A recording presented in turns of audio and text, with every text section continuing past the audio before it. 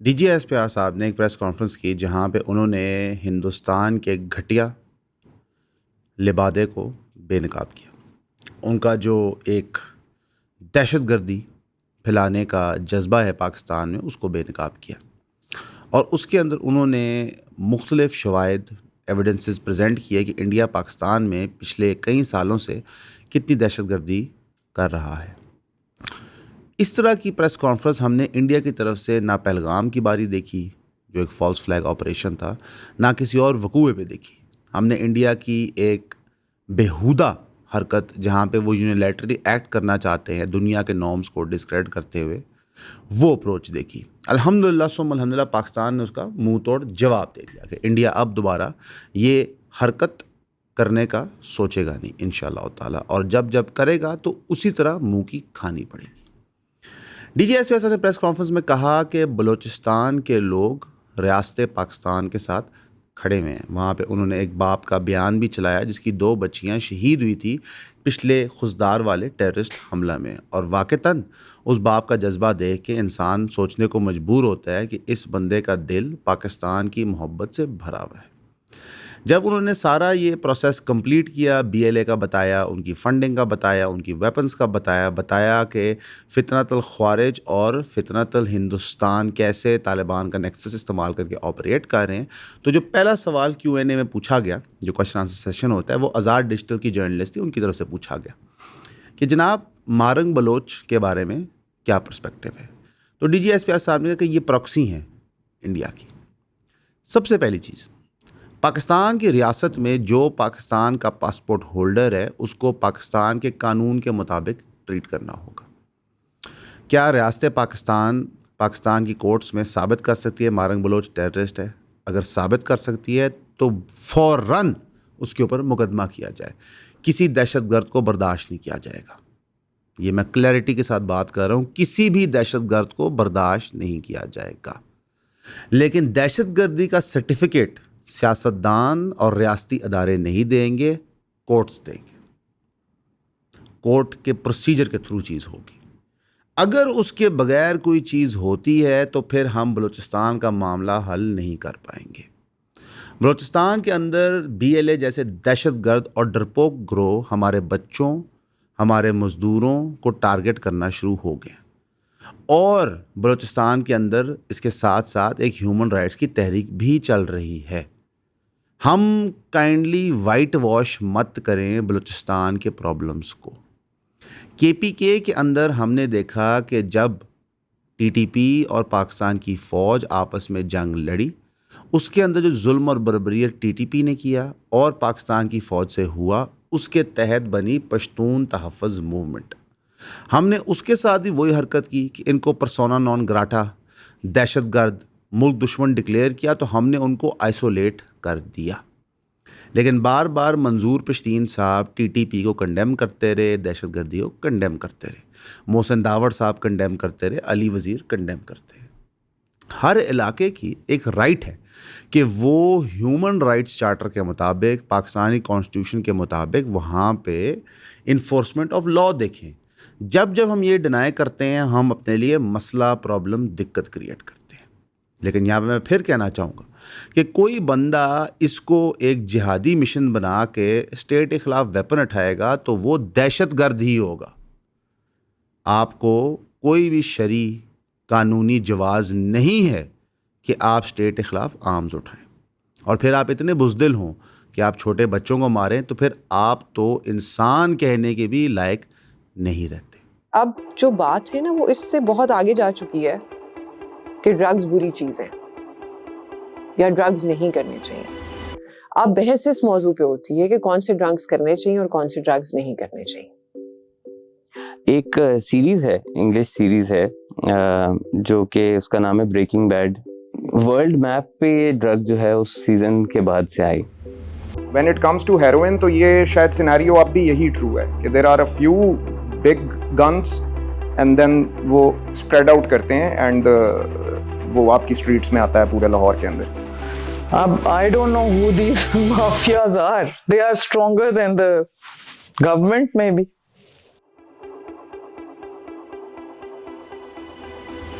کہ اگر میں آج سچ کی بات کرتی ہوں, کل کو جب مجھے خود سچ بولنا پڑے تو کیا میں بولوں گی؟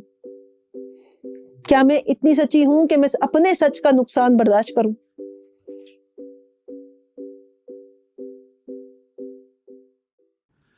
بلوچستان اسپیسیفکلی کے اندر ہم نے ایک ہسٹری دیکھی ہے کہ انڈیا اس مسئلے کو بڑھاتا ہے, اچھالتا ہے, دنیا میں اجاگر کرنے کی کوشش کرتا ہے, لیکن اپنی جارحیت اور اپنی بدماشی مقبوضہ کشمیر کے مسلمانوں کے ساتھ وہ چھپاتا ہے. تو انڈیا تو ایک گھٹیا بیڈ فیتھ ایکٹر ہے ہی ہے, اور ان کے ساتھ جو بھی تنظیم منسلک ہوتی ہے وہ بھی اس گھٹیا پن کے لبادے کو اڑتی ہے. ہم نے دیکھا کہ یہاں پہ آپریشن سندور جب سٹارٹ ہوا تو بلوچ نام رکھنے والے لوگ, میں تو ان کو بلوچ بھی نہیں سمجھتا, کوئی بلوچ تہذیب اس چیز کی اجازت نہیں دیتی کہ عام شہریوں کو مارا جائے. اکبر بگٹی کو بلوچستان سیلیبریٹ کرتا ہے کہ ایک عورت کی عزت جو اس کی مہمان تھی اس کو بچانے کے لیے اس نے جدوجہد کی. تو کیا یہ وہی تہذیب ہے جو آج بچوں کو مارنے کی اجازت دیتی ہے؟ قطعاً نہیں.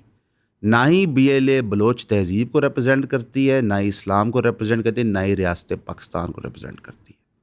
اور جتنے ہمارے بلوچ بہن بھائی اس مغالطے میں ہیں کہ بلوچستان علیحدہ ہوگا, تو میں آپ کو بتا دوں ایبسلوٹلی ناٹ, سوال ہی پیدا نہیں ہوتا.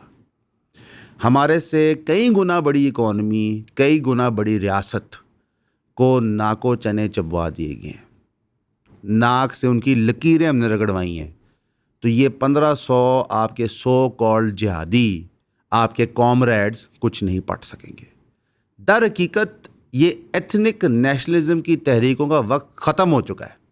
یہ رشیا کی جو شرارت تھی کہ دنیا بھر میں فنڈ کرو, یہ وہ تباہ کن ہو چکی ہے, اور انشاءاللہ تعالی اس کے بچے کچے جو انصار ہیں ان کو بھی جہنم جلد بھیج دیا جائے گا.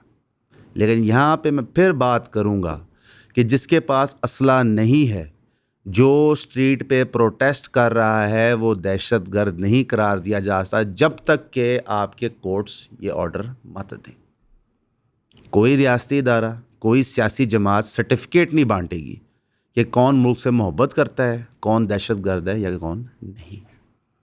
میں سوشل میڈیا پہ بھی لوگوں کو ریکویسٹ کروں گا کہ کائنڈلی آپ دونوں سائڈوں کے لیے مت کھیلیں. آپ ایک طرف بلوچ لوگوں کے جو ہیومن رائٹس وائلیشنز ہیں اس کو کور کرنے کے لیے کہیں یہ سارے دہشت گرد ہیں, یہ بھی غلط ہے. اور یہ کچھ ہمارے جو ساتھی ہیں جو اس وقت بلوچ ہیومن رائٹس وائلیشنز کو اس غلوف تک لے گئے ہیں کہ وہ حمایتی جملے BLA کے بھی بول دیتے ہیں.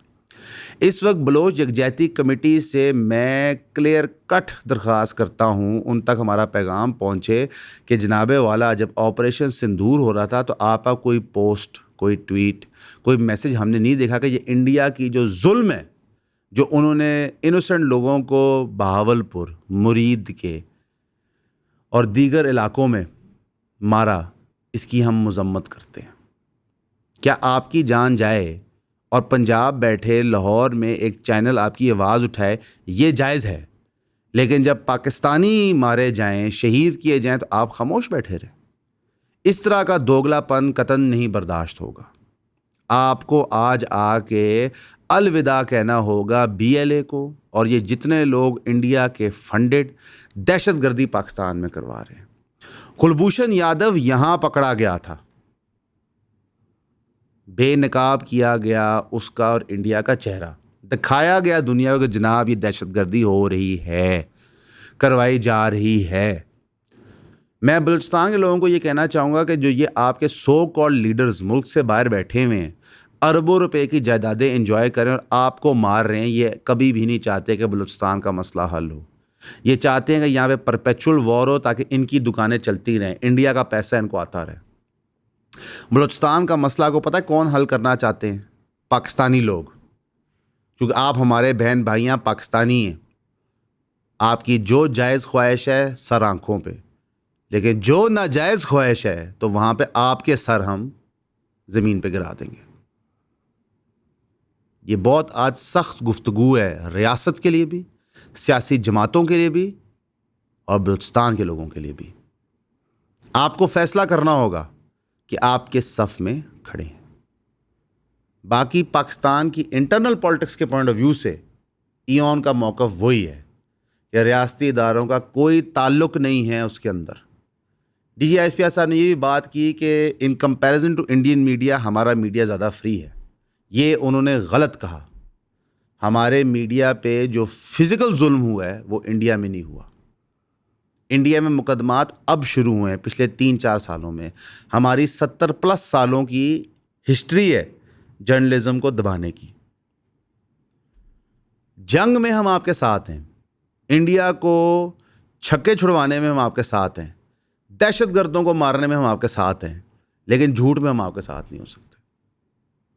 شرعی طور پہ یہ ہمارا فرض ہے.